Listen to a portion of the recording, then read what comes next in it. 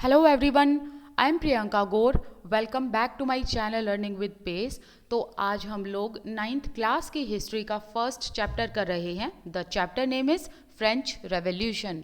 French revolution की हम already 2 videos कर चुके हैं। ये अगर दोनों पार्ट्स आपने नहीं देखे हैं तो आप इन दोनों पार्ट्स को देखना और तभी आपको ये आज की वीडियो समझ में आएगी। और इन दोनों प्रीवियस पार्ट्स का लिंक आपको डिस्क्रिप्शन बॉक्स में भी मिल जाएगा या फिर आप प्लेलिस्ट में जाकर भी चेक कर सकते हैं। इजीली वहाँ पर आपको वो विजिबल हो जाएगी प्लेलिस्ट। 9th क्लास की सोशल साइंस के साथ साथ हमारी फिजिक्स की क्लास भी चल रही है 9th क्लास की। अगर आपने फिजिक्स की क्लास अटेंड नहीं की है तो आप उसे अटेंड करना बिल्कुल मत भूलना, और उसका भी लिंक आपको डिस्क्रिप्शन बॉक्स में मिल जाएगा। प्लेलिस्ट में भी आप चेक कर सकते हैं। तो आज हम पढ़ेंगे द स्ट्रगल टू सरवाइव के बारे में, जिसमें हम सबसिस्टेंस क्राइसिस को जानेंगे, या फिर इसे आप सर्वाइवल क्राइसिस भी बोल सकते हो। और इसी के साथ साथ आज हम अ ग्रोइंग मिडिल क्लास के बारे में भी बात करेंगे कि किस तरीके से 18th सेंचुरी में फ्रांस में मिडिल क्लास ग्रो होती है। मिडिल क्लास मतलब ना ये लोग ज़्यादा अमीर ना ज़्यादा गरीब, बीच के होते थे। मतलब ना ज़्यादा वेल्दी ना ही पुअर, और ना ज़्यादा पढ़े लिखे और ना ही कम पढ़े लिखे।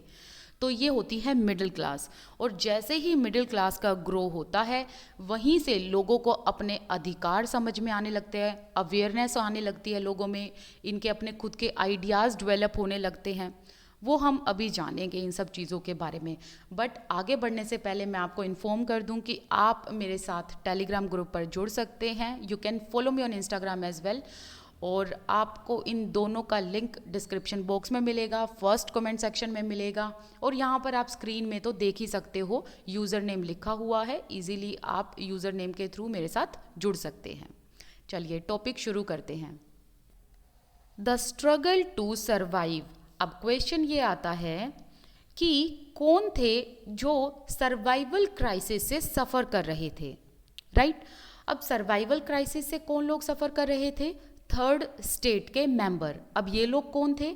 इसको थोड़ा सा जानने के लिए जो हमने प्रीवियस वीडियो में पढ़ा था उसका फटाफट से क्विक रिवीजन कर लेते हैं, तब आपको यहाँ पर समझ में आएगा कि हम किसकी बात कर रहे हैं।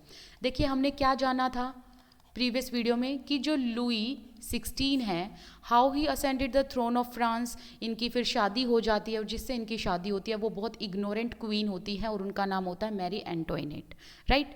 और जैसे ही लुई 16 फ्रांस की थ्रोन पर आते हैं, व्हाट ही फाउंड कि फ्रांस की ट्रेजरी बिल्कुल खाली थी, बिल्कुल एम्प्टी थी। और हमने फिर रीजंस भी जाने कि ऐसा क्यों था, है ना? हमने सारे रीजंस डिटेल में पढ़े थे। फिर हमने एक चीज़ ये देखी कि जो फ्रेंच सोसाइटी है वो 3 स्टेट्स में डिवाइडेड है, ठीक है? कितनी स्टेट्स में? 3 स्टेट्स में, फर्स्ट, सेकंड, थर्ड। फर्स्ट में कौन लोग थे? क्लर्जी पीपल आते थे। सेकंड में कौन थे? नोबिलिटी पीपल थे।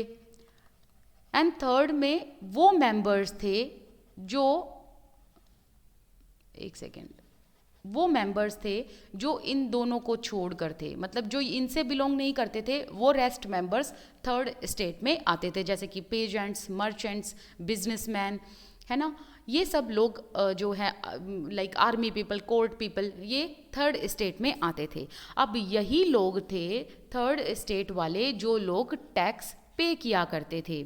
और इन लोगों की लाइवलीहुड कैसे होती थी? बाय अर्निंग, मतलब ये खुद ही कमाकर खुद ही अपना जीवन यापन करते थे, और इसी अर्निंग में से ये टैक्स पे किया करते थे।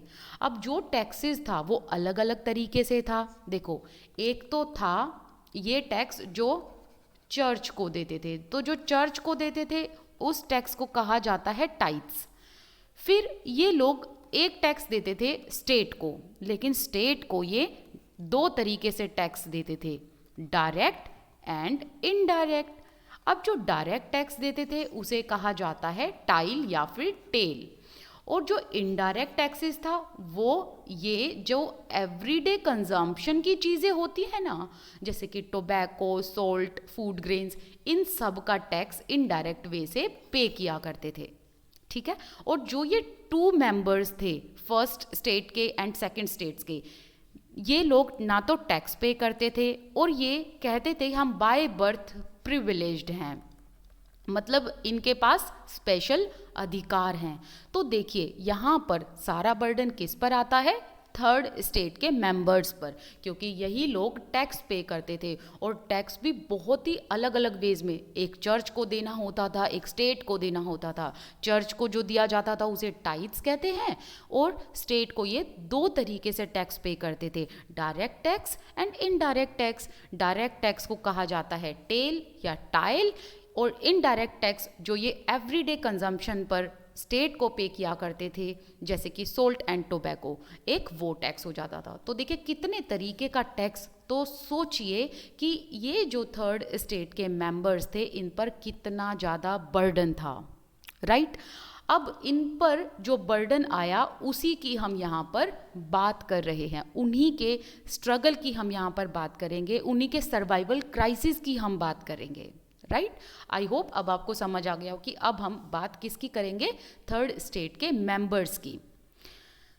ओके चलिए आगे देखते हैं। The population of France rose from 23 million in 1715 to 28 million in 1789। देखिए 1715 की अगर हम बात करें, मिलियन का मतलब क्या होता है, करोड़ों में, ठीक है। तो यहाँ पर फ्रांस की पॉपुलेशन कितनी थी, 23 मिलियन, राइट। और फिर धीरे धीरे आते आते 1789 में ये पॉपुलेशन 23 से इंक्रीज होकर 28 मिलियन हो गई। ओके, तो पॉपुलेशन क्या हो गई, पॉपुलेशन बढ़ गई। अब पॉपुलेशन बढ़ी तो उससे हुआ क्या, उसका रिजल्ट ये था, this led to a rapid increase in demand for food grains. अब देखिए पॉपुलेशन बढ़ गई तो इनकी डिमांड भी बढ़ गई, ठीक है। देखो जो पॉपुलेशन थी वो बढ़ गई, तो पॉपुलेशन में हर एक जो इंसान है उसको खाने को अनाज चाहिए, है ना, तो डिमांड भी बढ़ गई खाने की, फूड ग्रेन्स की। अब डिमांड तो बढ़ गई लेकिन क्राइसिस कहाँ पर आता है, मेन क्राइसिस आता है बच्चों प्रोडक्शन पर। किस पर, प्रोडक्शन पर। जो फूड ग्रेन्स का प्रोडक्शन था it could not keep pace with the demand. Pace का मतलब क्या होता है, स्पीड।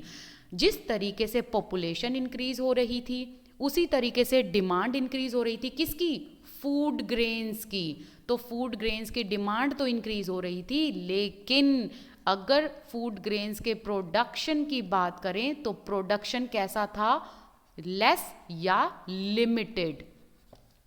ओके, तो प्रोडक्शन क्या था फूड ग्रेन्स का, वो डिमांड के अकॉर्डिंग नहीं बढ़ रहा था। पॉपुलेशन ज़्यादा हो रही थी, डिमांड ज़्यादा हो रही थी, लेकिन अनाज का जो उत्पादन था, जो फूड ग्रेन्स का प्रोडक्शन था, वो लेस या लिमिटेड था अकॉर्डिंग टू द डिमांड और पॉपुलेशन। अब यहाँ से इनकी जो सब्सिस्टेंस क्राइसिस है, जो सर्वाइवल क्राइसिस है, वो शुरू होती है। अब देखिए स्टूडेंट्स, हुआ ये कि पॉपुलेशन बढ़ी, डिमांड बढ़ी खाने की, अनाज की, लेकिन जो फूड ग्रेन्स का प्रोडक्शन था वो लिमिटेड था। तो इसका सीधा सीधा इफेक्ट आया स्टेपल डाइट पर, ठीक है। इसका सीधा सीधा असर किस पर आया, स्टेपल डाइट पर। अब स्टेपल डाइट क्या होती है, जो रोज़मर्रा में हमारी डाइट होती है, जैसे कि हमारे यहाँ तो दाल चावल रोटी खाई जाती है ना, ऐसे ही उनके वहाँ पर ब्रेड खाई जाती है। तो अब असर क्या हुआ कि जो इनकी स्टेपल डाइट थी ना, ब्रेड, उसका प्राइस एकदम से इंक्रीज होने लगा, रैपिडली, मतलब जल्दी जल्दी से इंक्रीज होने लगा, ठीक है, क्योंकि फूड प्रोडक्शन बहुत ही लिमिटेड था। अब लिमिटेड था, उसकी डिमांड ज़्यादा थी, तो जिस चीज़ की डिमांड बच्चों ज़्यादा होती है उसके प्राइसेस हमेशा बढ़ जाते हैं, ठीक है। उसके प्राइसेस क्या हो जाते हैं, पीक पर चले जाते हैं, बढ़ जाते हैं। तो यहाँ पर देखिए कि ग्रेन्स की डिमांड ज़्यादा थी लेकिन इसका प्रोडक्शन कम हो रहा था, तो अब इसका सीधा असर आया इनकी स्टेपल डाइट के प्राइस पर। तो डिमांड ज़्यादा होने की वजह से ब्रेड का प्राइस जो है वो बढ़ गया था, और इतना बढ़ गया था कि पुअर पीपल उसको अफोर्ड नहीं कर पा रहे थे। इसका एक एग्जाम्पल ले लो। देखिए सपोज कीजिए जैसे कि हमारे यहाँ पर एक सेकेंड, हाँ, अगर यहाँ पर हम दाल की बात करें, दाल का एक पैकेट आता है 10 रुपये में, सिर्फ एग्जाम्पल के तौर पर करें, हालांकि 10 रुपये में तो यहाँ पर भी नहीं आता है, ठीक है। दाल आती है 10 रुपये में, लेकिन जैसे ही पॉपुलेशन बढ़ जाती है, पॉपुलेशन बढ़ गई, ओके, अब पॉपुलेशन बढ़ गई तो दाल की डिमांड ज़्यादा हो गई, क्योंकि हम सपोज़ कीजिए रोज़मर्रा की ज़िंदगी में यही चीज़ खा रहे हैं। अब इसकी डिमांड ज़्यादा हुई तो क्या हुआ कि इसका जो प्राइस था वो अब प्राइस बढ़ गया 100 रुपये। क्यों? क्योंकि डिमांड इतनी थी, प्राइस तो फिर बढ़ना ही बढ़ना था, ठीक है। अब 100 रुपये जो ये बढ़ी दाल का प्राइस, इसको अमीर लोग, रिच पीपल तो खरीद सकते थे, लेकिन पुअर पीपल का क्या?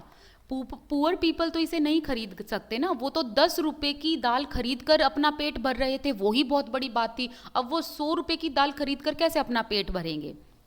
उसी तरीके से क्या हुआ कि जो रिच लोग थे वो तो ब्रेड खरीद पा रहे थे, पर पुअर पीपल के लिए ये ब्रेड खरीदना बहुत ही मुश्किल हो गया था।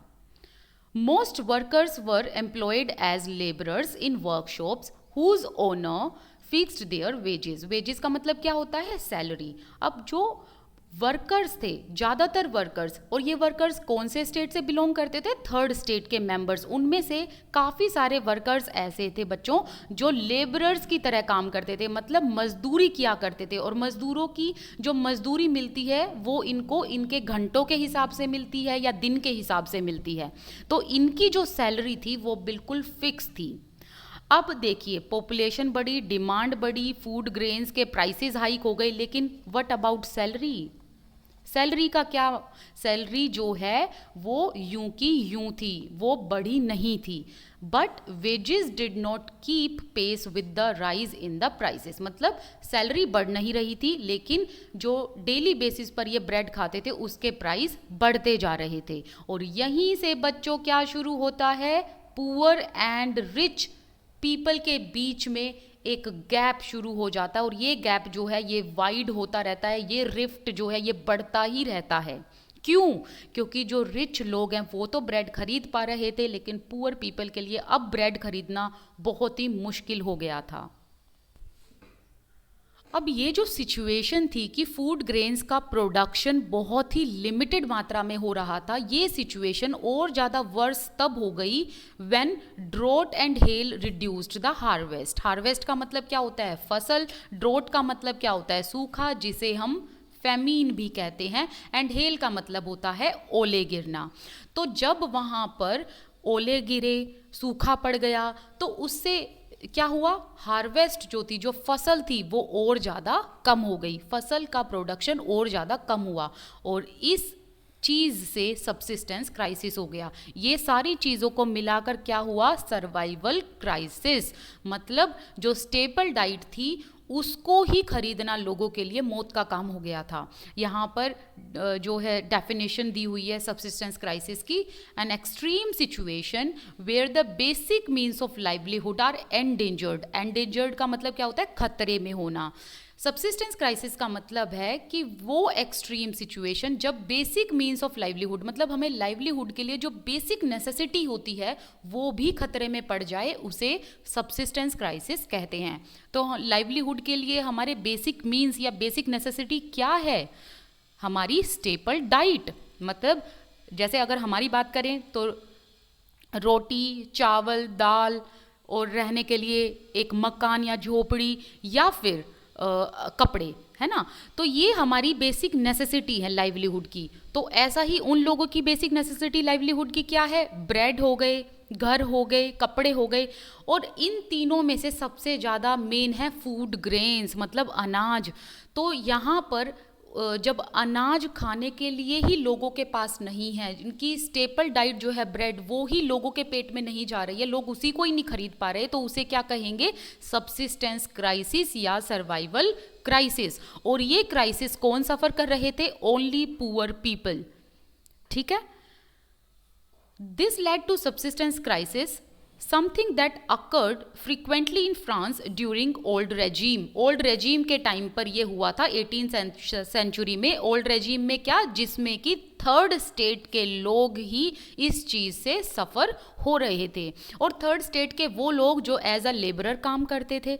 अगर हम अदर देन लेबरर्स की बात करें, जैसे कि बिजनेसमैन हो गए, मर्चेंट्स हो गए, वो तो फिर भी ब्रेड खरीद कर खा रहे थे, बट जो पुअर पीपल थे उन्होंने सफ़र किया इस सर्वाइवल क्राइसिस को। इसको हम एक बार दोबारा से समझते हैं ताकि आपको चीज़ें और क्लियर हो जाएं। ठीक है, मैं यहाँ पर आपको समझाती हूँ। देखिए, पॉपुलेशन जो थी वो इंक्रीज हो गई, वो इंक्रीज हो रही थी मतलब बढ़ रही थी। तो जितने भी लोग हैं इनकी खाने की डिमांड तो होगी ही भाई, है ना। तो पेट तो जब भूखा है तो वो रोटी मांगेगा ही मांगेगा, तो डिमांड बढ़ गई खाने की। खाने की डिमांड तो बढ़ गई, लेकिन इन लोगों की जो सैलरी थी वो सैलरी लिमिटेड थी, और ये सैलरी बढ़ नहीं रही थी। लेकिन फूड का जो प्रोडक्शन है, अब डिमांड किस चीज़ की थी इनकी, फूड ग्रेन्स की डिमांड थी। तो फूड ग्रेन्स का जो प्रोडक्शन है वो लिमिटेड था, एंड वर्स तब हो गया था जब वहाँ पर सूखा पड़ गया था एंड ओले पड़ गए थे। अब डिमांड जब किसी चीज़ की ज़्यादा होती है तो उसके प्राइस अपने आप बढ़ जाते हैं। तो जब फूड ग्रेन्स के प्राइस बढ़ गए, हालांकि इसका प्रोडक्शन बहुत लिमिटेड था, तो फूड ग्रेन्स के जब प्राइस बढ़ गए तो जो पुअर लोग थे वो तो ब्रेड खरीद नहीं पा रहे थे, लेकिन रिच पीपल के लिए तो बहुत आसान था ब्रेड खरीदना। तो यहाँ से सब्सिस्टेंस क्राइसिस शुरू होने लगी in the lives of poor people, और यहीं से इन पुअर पीपल का गुस्सा जो था, जो आक्रोश था टूवर्ड्स द किंग, वो और ज़्यादा बढ़ने लगा। और इनका जो गुस्सा था वो और ज़्यादा इग्नाइट तब हो गया था जब लुई 16 अपने डेली एक्सपेंसेस को मीट करने के लिए टैक्स के प्राइस को बढ़ा रहे थे। ठीक है, तो यहाँ से इन लोगों का गुस्सा और ज़्यादा बढ़ने लग गया था।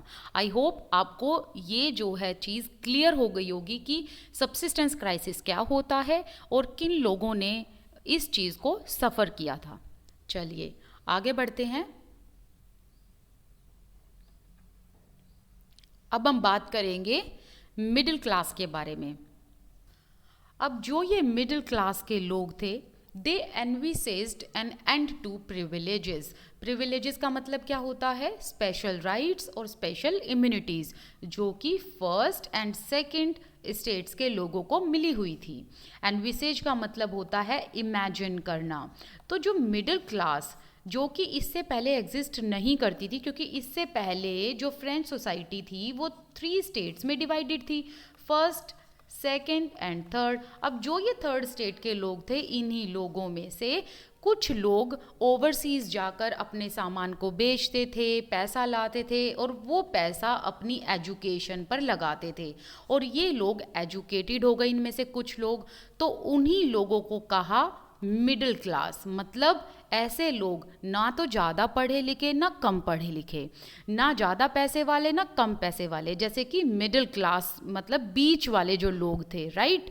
अब ये लोगों ने क्या किया कि इन्होंने एजुकेशन प्राप्त की। इन्हीं में से कुछ फिलोसफर्स भी बन गए थे जिन्होंने अपने आइडियाज़ को लोगों को बताना शुरू किया। अब सोचिए, जिसके पास एजुकेशन होगी, क्योंकि धीरे धीरे ये लोग क्या थे, एजुकेटेड होने लग गए थे, तो एजुकेशन जिसके पास है उसका विज़न बड़ा हो जाता है, उसके पास बहुत सारे आइडियाज़ हो जाते हैं, एंड मोस्ट इम्पोर्टेंट वो लोगों में अवेयरनेस आ जाती है। एंड बच्चों, जिन लोगों में अवेयरनेस होती है उसे अपने राइट्स पता होते हैं, उसे पता होता है कि हमारे सोसाइटी में क्या गलत हो रहा है, क्या सही हो रहा है। तो ये जो मिडिल क्लास के लोग थे जो धीरे धीरे ग्रेजुअली ग्रो हो रहे थे, इनके अंदर अवेयरनेस आ रही थी, इनके विज़न आइडियाज़ बढ़ रहे थे, और यहीं से इन लोगों को लगा कि जो फर्स्ट एंड सेकंड स्टेट्स के लोग हैं इनको स्पेशल प्रिविलेजेस क्यों मिली हुई हैं। ये प्रिविलेजेस ऐसे नहीं मिलनी चाहिए, या तो सभी को दो या फिर किसी को भी मत दो। तो यहाँ से जो है मिडिल क्लास के लोगों ने अपने आइडियाज़ को लोगों तक पहुँचाना शुरू कर दिया और लोगों को अवेयर करना इन्होंने शुरू कर दिया। तो चलिए बात करते हैं अब मिडिल क्लास के लोगों के बारे में। मैं इसको एक बार इरेज कर दूं। In the past, peasants and workers had participated in revolts against increasing tax and food scarcity. Scarcity का मतलब होता है shortage, मतलब कमी। तो इससे पहले मिडिल क्लास के लोगों के आने से पहले पास्ट में भी पीजेंट्स एंड वर्कर्स ने कुछ रिवोल्ट्स छोटे मोटे चलाए थे। उन रिवोल्ट्स में इन्होंने पार्टिसिपेट किया था। और ये रिवोल्ट क्यों हुए थे पास्ट में? क्योंकि जो राजा थे फ्रांस के, उन्होंने टैक्स बढ़ा दिया था एंड फूड प्राइस जो है वो हाई हो गया था, प्लस फूड की स्केयरसिटी हो गई थी। तो इसी वजह से पास्ट में कुछ पीजेंट्स एंड वर्कर्स ने रिवोल्ट्स चलाए थे, but they lacked the means, मतलब इनके पास रिवोल्ट को कंटिन्यू करने के लिए उतने मीन्स नहीं थे, उतने सक्सेसफुल साधन नहीं थे, ना ही कुछ अच्छे प्रोग्राम थे, so that they could carry out full scale measures that would bring about a change in social and economic order. मतलब कहने का ये है कि रिवोल्ट्स तो पहले भी हुए हैं, मिडिल क्लास के आने से पहले छोटे मोटे रिवोल्ट्स हुए, लेकिन वो रिवोल्ट्स जल्दी ही ख़त्म भी हो गए, या ये कह लो उन रिवोल्ट्स का कोई फ़ायदा नहीं हुआ, क्योंकि ये पीजेंट्स एंड वर्कर्स के पास रिवोल्ट्स को कंटिन्यू करने के लिए ना तो कोई अच्छे मीन्स थे, ना कोई ऐसे प्रोग्राम थे ताकि ये बड़े मेजर स्केल पर इस रिवोल्ट को चलाएं और जिससे सोशल या इकोनॉमिक ऑर्डर में कुछ चेंज हो। ठीक है, अब यहाँ पर ना एक क्वेश्चन और अराइज होता है कि ये जो टैक्स बढ़े थे ये क्यों बढ़े थे। इसकी हम बात तो कर चुके हैं, लेकिन इसमें एक खास रोल मैरी एंटोइनेट का भी है। क्या रोल है जानिए। देखिए, हुआ ये था कि जैसे जैसे पॉपुलेशन बढ़ी तो खाने की डिमांड तो ऑब्वियसली बढ़ गई थी, लेकिन फूड ग्रेन्स का प्रोडक्शन कम था। फूड ग्रेन्स का जब प्रोडक्शन कम हुआ तो प्राइस जो था ब्रेड का वो बढ़ गया। अब जो प्राइस ब्रेड का था तो पुअर लोगों के पास खाने को कुछ भी नहीं था, वो एक सिंगल ब्रेड भी नहीं खरीद पा रहे थे, इतना एक्सपेंसिव ब्रेड था। इसी टाइम पर इन्होंने क्या किया, छोटे मोटे रिवोल्ट करने शुरू कर दिए। लेकिन दूसरी तरफ अगर किंग एंड क्वीन की बात करें तो इन्होंने अपने डेली या रोज़मर्रा के जो एक्सपेंसेस थे वो कम नहीं किए, बल्कि उनको चालू रखा, रोज़ रोज़ पार्टी करना, पोश तरीके से रहना। तो इन्होंने क्या किया कि अपने डेली या रोज़मर्रा की ज़रूरतों को पूरा करने के लिए टैक्स जो था उसका अमाउंट इंक्रीज़ कर दिया। और जैसे ही टैक्स का अमाउंट इंक्रीज़ हुआ तो उसे हुआ ये कि जो पुअर पीपल थे वो बहुत गुस्से में आ गए। अब इन्होंने रिवोल्ट करना शुरू कर दिया।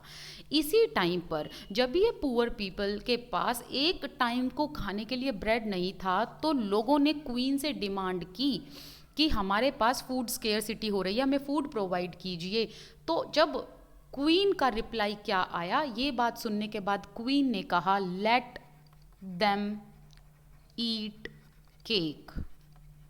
कितनी इनह्यूमन ये क्वीन रही हैं जिनका नाम था मैरी एंटोइनेट। इन्होंने कहा लेट देम ईट केक। जब आप गूगल पर एक बार ये डालेंगे ना कि मैरी एंटोइनेट इतनी फेमस क्यों थी, why she was so famous, तो आपको ये फ्रेज सुनने को मिलेगा वहाँ पर कि इन्होंने ये फ्रेज कहा था लेट देम ईट केक।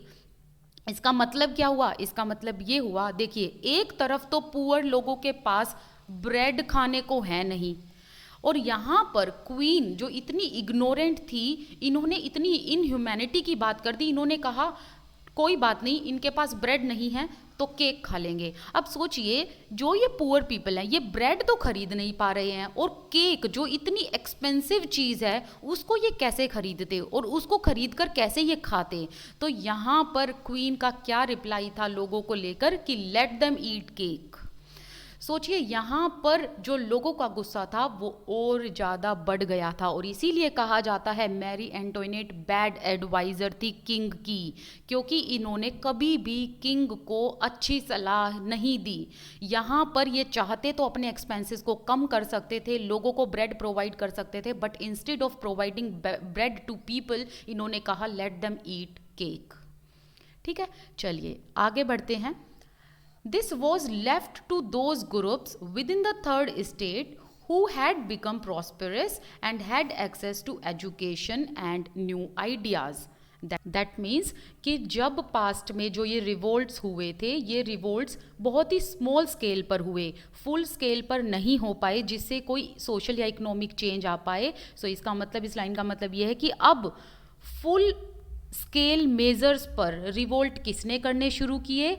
थर्ड स्टेट के उन लोगों ने जो अब प्रोस्पेरस हो चुके थे, जिनके पास पैसा आने लगा था और जिनके पास अब एजुकेशन थी। मतलब एजुकेशन थी तो अब इनके पास नए आइडियाज़ थे, नए विजन्स थे और ये अवेयर मेंबर थे थर्ड स्टेट के। ठीक है, आगे नेक्स्ट पैराग्राफ में चलते हैं। अब आपके माइंड में क्वेश्चन ये आया होगा कि एकदम से हम मिडिल क्लास की बात कर रहे हैं, तो ये जो सोशल ग्रुप था मिडिल क्लास, ये किस तरीके से एमर्ज हुआ? इनके पास किस तरीके से पैसा आया? इन्होंने कैसे एजुकेशन ली? ये सब क्वेश्चंस आप लोगों के माइंड में अभी होंगे। चलिए पहले इसी चीज़ को हम क्लियर कर देते हैं। हम दोबारा से फ्रेंच सोसाइटी के तीनों स्टेट की बात करते हैं। ठीक है, तो फ्रेंच सोसाइटी 3 स्टेट्स में डिवाइड थी, फर्स्ट, सेकंड, थर्ड। अब जो फर्स्ट स्टेट के लोग थे एंड सेकंड स्टेट के लोग थे, इन दोनों के ही पास एजुकेशन थी एंड खूब सारा पैसा था, तो that means they were wealthy. लेकिन जो थर्ड स्टेट के लोग थे, ये लोग पुअर पीपल थे, बट इन्हीं लोगों में से कुछ लोग ऐसे आए जिन्होंने ट्रेड करना शुरू कर दिया, एंड वो भी ओवरसीज ट्रेड। ठीक है, अब इन्होंने ओवरसीज ट्रेड करना शुरू किया, सामान बेचना शुरू किया, तो इनके पास पैसा आने लगा। अब पैसा आया तो इन्होंने पैसा अपनी खुद की एजुकेशन पर लगाया और अपने बच्चों की एजुकेशन पर भी लगाया, जिससे क्या हुआ कि इनको भी अवेयरनेस आने लगी और इनकी जो आगे की जनरेशन थी वो एजुकेटेड हो गई थी। और इन्हीं लोगों को जिन्होंने ओवरसीज ट्रेड करना शुरू किया और फिर धन संचित करना शुरू किया, मतलब मनी को कलेक्ट करना शुरू किया और फिर एजुकेशन पर पैसा लगाया, इन्हीं लोगों को मिडिल क्लास कहते हैं। और ये मिडिल क्लास लोग इसी थर्ड स्टेट के मेंबर्स में से ही कुछ लोग थे। फाइन, आई होप ये चीज़ आपकी क्लियर हो गई होगी, राइट। चलिए अब आगे बात करते हैं। अब जो ये मिडिल क्लास लोग थे, इन्होंने पैसा कमाना शुरू कर दिया बाय एक्सपेंडिंग ओवरसीज ट्रेड। ये लोग ओवरसीज ट्रेड करते थे। ओवरसीज का मतलब क्या है? समुद्र पार करके दूसरे देशों के साथ ट्रेड करना। ठीक है, व्यापार करना। जैसे कि किस चीज़ का व्यापार करते थे? Manufacturers of goods such as, मतलब गुड्स में क्या क्या था? वुलन एंड सिल्क टेक्सटाइल, इनका व्यापार किया करते थे। पहले तो मैं ओवरसीज ट्रेड को समझा देती हूँ। ओवरसीज ट्रेड का मतलब होता है कि समुद्र को पार करके जो फॉरेन कंट्री है उसके साथ व्यापार करना। जैसे कि देखिए, 2 कंट्री हैं यहाँ पर, एक कंट्री यहाँ हो गई इस साइड और एक दूसरी साइड हो गई, बीच में यहाँ पर समुद्र है। तो ये जो कंट्री के लोग हैं, जब इस कंट्री के साथ व्यापार करेंगे तो ये ओवरसीज ट्रेड करके जाया करते थे। अब ये ओवरसीज ट्रेड कैसे किया करते थे? क्या ये स्विमिंग करके या पैदल जाया करते थे? नो, ये सी रूट किया करते थे। किसके थ्रू? शिप्स के थ्रू, है ना, समुद्री जो जहाज बोलते हैं जिसे, उसके थ्रू ये लोग ट्रेड किया करते थे और दूसरी कंट्री में जाकर अपने सामान को बेचा करते थे। गुड्स का मतलब क्या होता है? सामान। ठीक है, तो जो भी ये गुड्स अपने यहाँ मैन्युफैक्चर करते थे उसको एक्सपोर्ट किया करते थे। और मेनली ये किस चीज़ का एक्सपोर्ट करते थे? ये क्वेश्चन आ सकता है, वुलन एंड सिल्क टेक्सटाइल का, राइट। तो इसको ये एक्सपोर्ट किया करते थे। और ये जो वुलन एंड सिल्क टेक्सटाइल है, एक तो कैसे पैसा कमाया करते थे? इन दोनों ही चीज़ों को एक्सपोर्ट करके बेचकर पैसा कमाते थे दूसरी कंट्री में, और साथ ही साथ वहीं की सोसाइटी के रहने वाले जो अमीर लोग थे, जो रिच मेंबर्स थे, वो भी इनको खरीद लिया करते थे। इससे क्या हुआ कि इन लोगों के पास, जो ये ट्रेडिंग का काम करते थे, इनके पास पैसा आने लगा और इन्होंने ये पैसा अपनी एजुकेशन पर लगाया और अपने बच्चों को भी इन्होंने एजुकेट करना शुरू कर दिया। इन ट्रेडर्स के अलावा और कौन कौन लोग थे जिनके पास पैसा आने लगा था?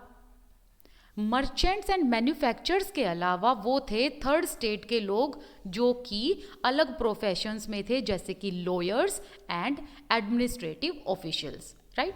इस लाइन को दोबारा पढ़ते हैं। In addition to merchants and manufacturers, अब मर्चेंट्स एंड मैन्युफैक्चरर्स कौन थे? जो ये ओवरसीज ट्रेड किया करते थे। अब इनके पास तो पैसा आने लगा था और इन्होंने वो पैसा एजुकेशन पर लगाया।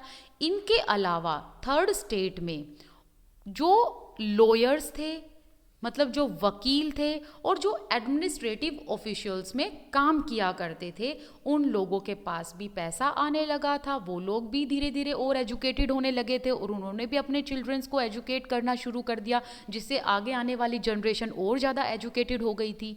तो ये जो एजुकेटेड लोग थे, all of these were educated, and इन्होंने किस चीज़ में बिलीव करना शुरू कर दिया? They believed that no group in the society should be privileged by birth. देखिए कितनी इंपॉर्टेंट लाइन है ये लोग जैसे ही एजुकेटेड हुए, इनको अपने राइट्स के बारे में पता लगने लगा, इनको अवेयरनेस आ गई कि हमारे साथ बहुत ज़्यादा डिस्क्रिमिनेशन हो रहा है। तो इसीलिए अब ये जो मिडिल क्लास के लोग थे, they believed that no group in society should be privileged by birth। और कौन लोग थे जो privileged थे by birth? First and second state के लोग। और जो थर्ड स्टेट के लोग जो एजुकेटेड हो रहे थे, जिनके पास पैसा आ रहा था, अब उन्होंने क्वेश्चन रेज करना शुरू कर दिया against first and second state के मेंबर के अगेंस्ट, कि इन लोगों को बाय बर्थ प्रिविलेजेस क्यों मिल रही है। तो यहाँ पर जो लोग मिडिल क्लास ग्रुप से बिलोंग करते थे, उन्होंने कहा कि जो प्रिविलेजेस है वो बाय बर्थ नहीं मिलनी चाहिए किसी को भी, ठीक है। अब यहाँ पर ये लोगों ने क्या किया? इन्होंने क्वेश्चन रेज करना शुरू कर दिया against the members who belonged to first and second estates. अब देखिए, इन लोगों का ये भी कहना था कि बाय बर्थ प्रिविलेजेस नहीं मिलने चाहिए, बाय बर्थ कोई भी स्पेशल इम्यूनिटी या राइट नहीं मिलना चाहिए, rather a person social position must be based on his merit. इनका कहना था कि अगर किसी को सोशल पोजीशन मिलनी चाहिए तो वो किस पर बेस्ड होनी चाहिए? Depend on his merit. Merit का मतलब क्या है? लोगों की योग्यता। तो ये कहते हैं कि सोशल पोजीशन बाय बर्थ नहीं होनी चाहिए, बल्कि उस इंसान की योग्यता के अकॉर्डिंग होनी चाहिए। And these ideas envisages a society based on freedom and equal laws and opportunities for all were put forward by philosophers such as John Locke and Jean-Jacques Rousseau। चलिए इस लाइन को और डिटेल में समझते हैं। अब ये जो लोग थे, मिडिल क्लास के लोग, ये कहते थे कि बाय बर्थ किसी को भी प्रिविलेजेस नहीं होने चाहिए, ठीक है, किसी के पास भी प्रिविलेजेस नहीं मिलने चाहिए। लेकिन अगर किसी को प्रिविलेज देना है या सोशल पोजीशन देनी है तो वो किस पर बेस्ड होनी चाहिए? लोगों की योग्यताओं पर बेस्ड होनी चाहिए। और ऐसी सोसाइटी का निर्माण होना चाहिए जो फ्रीडम पर बेस्ड हो, मतलब सभी लोगों के पास फ्रीडम हो, स्वतंत्रता हो बोलने की, वोट देने की, एंड इक्वल लॉज हों, सभी के लिए इक्वल कानून होने चाहिए, कोई भी डिस्क्रिमिनेशन नहीं होना चाहिए। Everybody should be equal in front of the law and everybody should get equal opportunity, सभी के पास पर्याप्त मात्रा में और इक्वल अपॉर्चुनिटीज़ होनी चाहिए। और ये जो आइडियाज़ थे, इन आइडियाज़ को आगे किसने बढ़ाया? बाय द फिलोसोफर्स, जिनका नाम था John Locke and Jean Jacques Rousseau and other philosophers as well. अब पहले जानते हैं कि फिलोसोफर्स का मतलब क्या होता है। ये जो फिलोसोफर्स थे, ये एनलाइटन्ड पीपल थे जिनके पास बहुत सारी नॉलेज थी और ये लोग यूनिक आइडियाज़ देते थे। इनकी अपनी खुद की आइडियोलॉजी होती थी जिससे ये लोगों को अवेयर करते थे, उनके राइट्स के बारे में बताते थे, लोगों को जगाते थे कि अपने राइट्स जानो, अवेयर बनो, ठीक है। अब क्वेश्चन ये भी आता है कि लोग इन फिलोसोफर्स को क्यों सुनते थे? क्योंकि ये फिलोसोफर्स अच्छी अच्छी बातें करते थे जिससे एक सोसाइटी का, एक अच्छी सोसाइटी का निर्माण हो। तो जो भी ये फिलोसोफर्स बात किया करते थे ना, ये हर एक इंसान की भलाई के लिए and as a society, whole society के लिए बात किया करते थे कि एक अच्छी सोसाइटी का निर्माण होना चाहिए जिसमें सभी लोगों के पास इक्वल अपॉर्चुनिटीज़ हो, इक्वल लॉज हो, सभी लोगों के पास फ्रीडम हो। तो इसीलिए लोग इनको सुना भी करते थे। जैसे कि हमारे यहाँ स्वामी विवेकानंद जी जो एक बुद्धिजीवी रहे हैं, जिनको लोग सुना करते थे और आज भी उनको लोग फॉलो करते हैं। तो ऐसे ही John Locke and Jean Jacques Rousseau and other philosophers थे उस टाइम पर, जिन्होंने लोगों को अवेयर करना शुरू किया। अब ये किस तरीके से अवेयर करते थे? ये अपनी बातों को, ये थोड़ी ना है कि हर एक इंसान को जा जा के बताया करते थे, नो, ये बुक्स लिखा करते थे। जो ये फिलोसोफर्स थे ना, ये बुक लिखा करते थे और इनकी बुक को क्लब में या स्ट्रीट पर या कहीं भी भीड़ भड़ाके वाले इलाके में जोर जोर से पढ़ा जाता था। अब आप सोचोगे कि ऐसा क्यों किया जाता था? ऐसा इसलिए किया जाता था ताकि जो अनपढ़ लोग हैं, जो पढ़ नहीं सकते, उनको सुनाई देता था। और जब जोर जोर से इनकी बुक्स को पढ़ा जाता था, इनके आइडियाज़ का प्रचार होता था, तो वो इसीलिए किया जाता था ताकि जो अनपढ़ लोग हैं, जब वो पढ़ नहीं सकते, तो वो कम से कम सुनकर इनकी बातों को समझ सकें। ठीक है, आगे हम इसके बारे में भी बात करेंगे। चलिए अब देखते हैं कि जॉन लॉक का कौन सा ऐसा वर्क है जिससे जो उस टाइम के लोग थे काफ़ी अवेयर हुए। वो वर्क है two treatises of government. Work का नाम क्या है? और बहुत इंपॉर्टेंट है, ये आपको ध्यान रखना है, यहाँ से क्वेश्चन आते हैं। Two treatises of government. इसमें जॉन लॉक की क्या फिलोसफी रही है? He sought to refute the doctrine of divine and absolute right of the monarch. तो डॉक्ट्राइन का मतलब क्या? Sorry, I think this would be pronounce as doctrine. Doctrine का मतलब होता है बिलीफ, प्रिंसिपल्स। रिफ्यूट का मतलब होता है किसी चीज़ को रॉन्ग बता देना, किसी प्रिंसिपल को मना कर देना। And divine and absolute right का मतलब है जो पहले राजा के पास हुआ करते थे। अभी मैं बताऊंगी कि क्या होते थे। मोनार्क का मतलब होता है राजा, किंग। देखिए क्या होता था ना, पहले राजा के पास एब्सोल्यूट पावर होती थी, ठीक है। अब ये एब्सोल्यूट और डिवाइन पावर या डिवाइन राइट का मतलब ये था कि राजा को गॉड माना जाता था, भगवान माना जाता था। ओके, तो इसी चीज़ को जॉन लॉक कहते हैं कि मोनार्क को, मतलब राजा को भगवान क्यों माना जाता है, क्यों इनके पास एब्सोल्यूट राइट है। और एब्सोल्यूट राइट का मीनिंग भी मैं बता देती हूँ। एब्सोल्यूट राइट का मतलब होता है कि सारी पावर राजा के पास होती है और राजा कानून से अबव होता है। मतलब कानून जो थे वो कॉमन लोगों के लिए लागू होते थे, राजा के लिए लागू नहीं होते थे। So he was above the law. तो इसी डॉक्ट्रीन को जॉन लॉक मना करते हैं अपनी इस बुक में और कहते हैं why a monarch should have divine और एब्सोल्यूट राइट। तो यहाँ पर ये डिवाइन एंड एब्सोल्यूट राइट को गलत बताते हैं। कहते हैं राजा तक तो ठीक है, लेकिन राजा को भगवान मत मानो, क्योंकि राजा के पास अगर एब्सोल्यूट पावर होगी, उसे भगवान माना जाएगा, तो वो जो सोसाइटी होगी ना राजा की, वो एकदम करप्ट होगी। ठीक है, ऐसी चीज़ें किसने कही थी? ऐसी चीज़ें कही थी जॉन लॉक ने। हालांकि मैं आपको थोड़ा सा इस वर्क के बारे में डिटेल में बताना चाहूँगी, क्योंकि एक तो ये मैंने ऑलरेडी, मैं साथ ही साथ इंग्लिश लिटरेचर भी पढ़ाती हूँ, तो मैंने इंग्लिश लिटरेचर में ये स्टूडेंट्स को कराया था, इस बुक के बारे में बताया था। तो मैं यहाँ पर भी आपको थोड़ी सी डीप नॉलेज इस वर्क के बारे में देना चाहती हूँ, ताकि आप ना बुक से हट के भी कुछ पढ़ो, एडिशनल नॉलेज भी आपको लेनी चाहिए।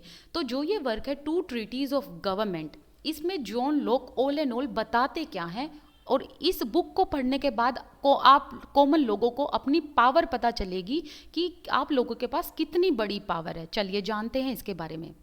जो ये बुक है ना, टू ट्रीटीज ऑफ गवर्नमेंट, ये टू वर्ड इसलिए है क्योंकि इन्होंने इस बुक को दो भागों में डिवाइड करके लिखा था। इसमें इन्होंने टू ट्रीटीज लिखी थी, ठीक है, जिसमें ये क्या क्या बातें करते हैं मैं आपको बताती हूँ। इसमें ये बात करते हैं why do we need government, हमें गवर्नमेंट की ज़रूरत क्यों है। सेकंड, ये स्टेट ऑफ नेचर के बारे में बात करते हैं, मतलब एक ऐसी स्टेट जहाँ पर ना तो कोई राजा होगा, ना कोई किसी की अथॉरिटी होगी, ना कोई किसी अथॉरिटी के अंडर होगा, मतलब एक ऐसी स्टेट जहां पर सभी लोग इक्वल होंगे और सभी के पास फ्रीडम होगी और इक्वल फ्रीडम होगी, क्योंकि उस स्टेट में ना कोई राजा होगा, ना शासन करने वाला होगा, ना लोग शासित होंगे, और ना ही वहाँ पर किसी की अथॉरिटी होगी, ना ही कोई उस अथॉरिटी के अंडर काम कर रहा होगा। तो ये ऐसी स्टेट ऑफ नेचर के बारे में इस वर्क में बात करते हैं। और हालांकि यही सेम कॉन्सेप्ट पर थॉमस होब्स ने भी लिखा है, लेकिन इसके बारे में आपकी बुक में अभी दिया नहीं हुआ, तो इसके बारे में हम पढ़ेंगे नहीं। ओके, अब जो जॉन लॉक हैं, ये और क्या क्या बात करते हैं अपने इस वर्क में, ये पीस की बात करते हैं कि सभी लोग शांति से रहें, ब्रदरहुड की बात करते हैं, मतलब भाईचारे को अपना कर रहें, एंड ये कहते हैं कि जो इंसान अपने लेबर के साथ किसी भी चीज़ को क्रिएट करता है, लेबर मतलब मेहनत के साथ किसी चीज़ को क्रिएट करता है, तो उस पर उसका हक बनता है, किसका? उस क्रिएटर का। जैसे कि सपोज कीजिए मैंने कोई यहाँ पर काम किया और इसमें मेरा लेबर लग गया, तो जॉन लॉक का कहने का मतलब है कि ये काम जिसने भी किया है ये उसी की अपनी प्रॉपर्टी है। दैट मीन्स कि इसमें मेरा लेबर लगा हुआ है, तो इसीलिए इस पर मेरा ही अधिकार होगा। तो ये कहते हैं कि इसी तरीके से हम जो ह्यूमन बीइंग्स हैं, ठीक है, हम जो ह्यूमन बीइंग्स हैं ये किसकी प्रॉपर्टी हैं? हम गॉड की प्रॉपर्टी हैं, इस भगवान की प्रॉपर्टी है। क्यों? क्योंकि भगवान ने हमें बनाया है, तो इसीलिए हमारे ऊपर किसी का अधिकार है तो सिर्फ और सिर्फ गॉड का, ना कि किसी मोनार्क का। राइट? समझे इस फिलॉसफी को? ये कहते हैं कि अगर कोई किसी चीज़ को क्रिएट करता है तो उस क्रिएटर का उसमें लेबर लगता है, मतलब उसका उसमें मेहनत लगती है, तो इसीलिए हमें भगवान ने बनाया और हम भगवान की प्रॉपर्टी हैं, हम किसी मोनार्क की प्रॉपर्टी नहीं है। तो यहाँ पर ये मोनार्क के डॉक्ट्रीन को साफ साफ मना करते हैं कि मोनार्क को एब्सोल्यूट पावर नहीं होनी चाहिए, मोनार्क को भगवान मत मानो।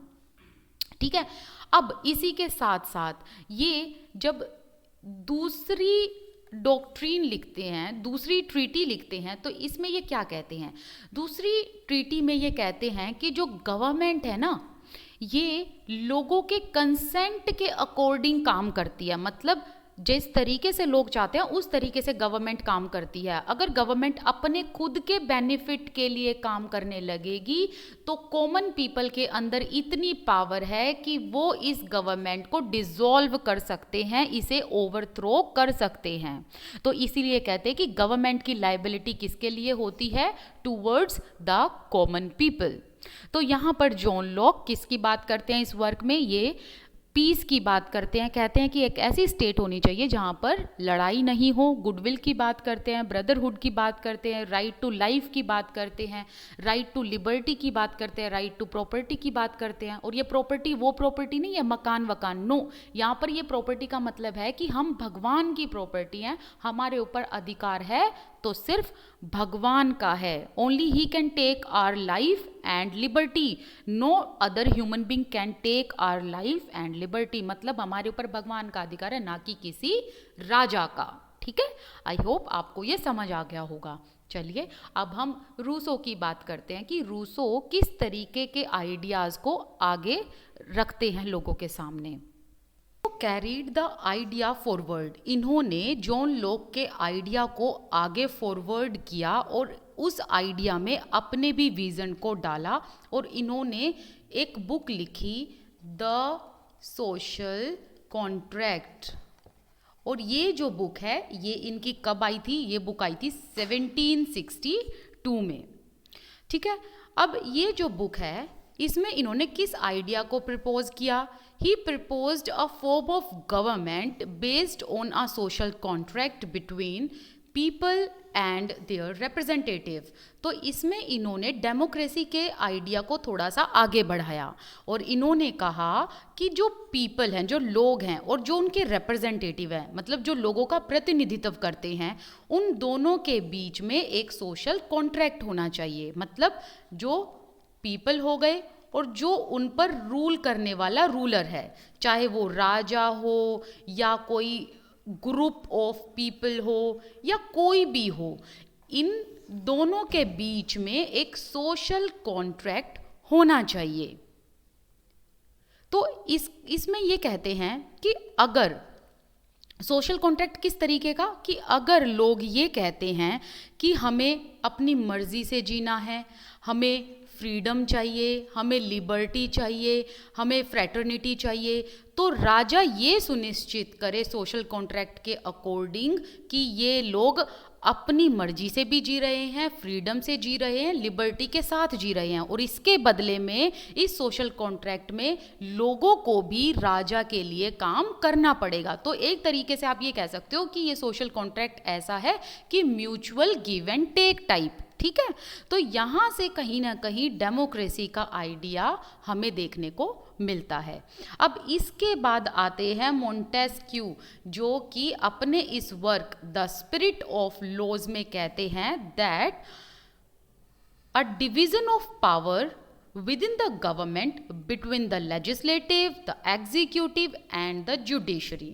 अब यहाँ पर ये कहते हैं कि पावर जो है वो किसी एक इंसान के हाथ में नहीं होनी चाहिए, बल्कि पावर का इक्वल डिवीजन होना चाहिए between legislative, executive and judiciary. अब हम इस वर्क को थोड़ा सा और डिटेल में जानते हैं, द स्पिरिट ऑफ लॉज के बारे में। ये वर्क किसका है? मोंटेस्क्यू का ये वर्क है, जिसमें इन्होंने पावर को डिवाइड करने की बात की between legislative, executive and judiciary. चलिए थोड़ा सा इसके बारे में बात कर लेते हैं। अब जो ये वर्क है द स्पिरिट ऑफ लॉज, ये वर्क मोंटेस्क्यू का है। This work was published anonymously, ठीक है। अब ये वर्क कब पब्लिश हुआ था? 1748 में पब्लिश हुआ था। जब इन्होंने मोंटेस्क्यू ने ये वर्क लिखा, इससे ना सिर्फ फ्रांस बल्कि इंडिया पर इसका इन्फ्लुएंस देखने को मिलता है, अमेरिका में इसका इन्फ्लुएंस देखने को मिलता है, इनफैक्ट पूरी यूरोपियन कंट्रीज में इनके इस वर्क का इन्फ्लुएंस देखने को मिलता है। इस वर्क में ये किस आइडिया को बताते हैं? ये कहते हैं कि जो मॉडर्न देश है, जो मॉडर्न कंट्री है, उसे किस तरीके से रन करना चाहिए, किस तरीके से एक मॉडर्न देश को चलाना चाहिए, ठीक है। अब यहाँ पर ये सेपरेशन ऑफ पावर की बात करते हैं। किसकी? इस वर्क में ये सेपरेशन ऑफ पावर की बात करते हैं। जैसे कि देखिए ये आपकी बुक में दे रखा है ना, यहाँ पर डिवीजन ऑफ पावर, इसका मतलब है सेपरेशन ऑफ पावर। तो यहाँ पर ये सेपरेशन ऑफ पावर की बात करते हैं। इसका मतलब ये हुआ कि ये कहते हैं कि जो ये आम लोग हैं ना, इसी के बीच में से हमारे देश के रिप्रेजेंटेटिव चुनो। हमें ना तो किसी राजा की जरूरत है, ना किसी महाराजा की जरूरत है, इनको डिस्कार्ड करो, बल्कि जो कॉमन लोग हैं इन्हीं में से हमारे रिप्रेजेंटेटिव चुनो, लोगों के रिप्रेजेंटेटिव उन्हीं में से होने चाहिए। तो इन्होंने सेपरेशन ऑफ पावर में 3 ब्रांचेस बताई, लेजिस्लेटिव, एग्जीक्यूटिव एंड जुडिशियल, ठीक है। अब आप सोचेंगे कि ये तो हमारे भारत से मिलता जुलता है। जी हाँ, बिल्कुल, जैसे हमने अपने इसमें पढ़ा था ना, अपने यहाँ की ब्रांचेस को पढ़ा था, वैसा ही यहाँ पर इस बुक में दिया हुआ है। तो यहाँ पर इन्होंने 3 ब्रांचेस बताई कि पावर का सेपरेशन होना चाहिए, लेजिस्लेटिव होने चाहिए, एग्जीक्यूटिव ब्रांचेस होनी चाहिए एंड जुडिशियल ब्रांचेस होनी चाहिए। और इन तीनों में ही जो डिवीजन होगा पावर का, वो बिल्कुल इक्वल होना चाहिए। अब इन्होंने कहा कि जो लेजिस्लेटिव हैं, लेजिस्लेटिव का काम क्या होगा कि वो कानून बनाएगा, लॉज का निर्माण करेगा, ठीक है। और ये जो कानून बनाने वाले लोग होंगे, ये हम ही लोगों में से चुने जाएंगे, लेजिस्लेटिव के, एग्जीक्यूटिव के एंड जुडिशियल की, ये हम ही लोगों में से रिप्रेजेंटेटिव्स चुने जाएंगे, ठीक है। फिर ये कहते हैं कि अगर कानून नहीं बनाया जाएगा तो लोग एक दूसरे को मार देंगे और ये देश बिल्कुल नष्ट हो जाएगा, तो इसीलिए कानून बनाना बहुत ज़रूरी है। तो ये कहते हैं कि लेजिस्लेटिव का काम है भाई कानून बनाना। अब आते हैं एग्जीक्यूटिव की बात। यहाँ पर ये बताते हैं कि जो मंत्री होंगे वो एग्जीक्यूटिव में आएंगे, जो पुलिस होंगे वो एग्जीक्यूटिव में आएंगे, जो प्रेसिडेंट होगा वो एग्जीक्यूटिव में आएगा। मतलब ये सभी लोग देखेंगे कि जो ये कानून बना है, क्या लोग इस कानून को, इस लॉ एंड ऑर्डर को अच्छे से मान रहे हैं, क्या लोगों पर ये अच्छे से इम्प्लीमेंट हो रहा है। फिर ये बात करते हैं जुडिशियल ब्रांच की, which is the most important. और ये कहते हैं कि जुडिशियल ब्रांच का मतलब ये होगा, इनका काम ये होगा कि ये जो कानून है ना, जो लॉज हैं, इनको इंटरप्रेट करेगा, मतलब समझाएगा कि कानून क्या है, इसका मतलब समझाएगा, और उसी के अकॉर्डिंग अगर कोई लॉ एंड ऑर्डर को तोड़ता है तो उसे पनिशमेंट भी देगा एंड लोगों को जस्टिस भी दिलवाएगा। ठीक है, तो आई होप आपको ये अच्छे से समझ आ गया होगा। अब ये जो मॉडल थे, कौन सा मॉडल, कि division of power between these 3 branches, ये किसने अपनाया, ये अपनाया यूएसए की गवर्नमेंट ने। ये मॉडल पर बेस्ड इन्होंने अपनी गवर्नमेंट तैयार की। और कब, जब 13 American colonies declared their independence from Britain, जब फ्रांस ने अमेरिका की हेल्प की थी 13 अमेरिकन कॉलोनीज़ की और उन्हें ब्रिटेन से आज़ाद कराया था। उसके बाद यूएसए की गवर्नमेंट तैयार हुई इस मॉडल के बेस्ड पर, जिसमें डिवीज़न ऑफ पावर को फॉलो किया गया। The American Constitution and its guarantee of individual rights was an important example for political thinkers in France. और जैसे ही यूएसए में इस तरीके की गवर्नमेंट बनी जिसमें डिवीज़न ऑफ पावर के मॉडल को फॉलो किया गया, इससे काफ़ी सारे पॉलिटिकल थिंकर्स जो फ्रांस में थे वो बहुत ज़्यादा इन्फ्लुएंस हुए।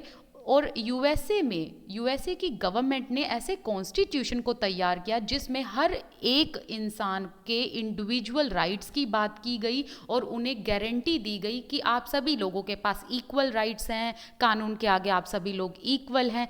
इन सब चीज़ों के बारे में जब अमेरिकन कॉन्स्टिट्यूशन ने बात की, इससे फ्रांस के काफ़ी सारे पॉलिटिकल थिंकर्स इन्फ्लुएंस हुए थे। The idea of these philosophers were discussed intensively in salons, coffee houses, spread among people through books and newspaper। देखिए क्या था ना कि not only in France बल्कि ब्रिटेन में भी जो कॉफ़ी हाउसेस थे या जो क्लब हाउसेस होते थे उसमें लोग गैदरिंग किया करते थे, क्योंकि यहाँ बैठकर ये कॉफ़ी पिया करते थे, ये चाय पिया करते थे, इनका अपना टी टाइम होता था। तो लोग यहाँ पर आकर ना गॉसिपिंग किया करते थे। जब लोग गॉसिपिंग करते थे ना, तो यहाँ पर ये सभी लोग फिलोसोफर्स के बारे में बात करते थे और जो सोसाइटी में उस टाइम पर प्रिवेलिंग था या पॉलिटिकल जो चीज़ें प्रिवेल होती थी उसके बारे में बात करते थे। मतलब सोसाइटी एंड पॉलिटिकल चीज़ों के बारे में ये लोग बात करते थे, कॉफ़ी हाउस में बैठ के, सैलून में बैठ के और क्लब हाउसेस में बैठकर।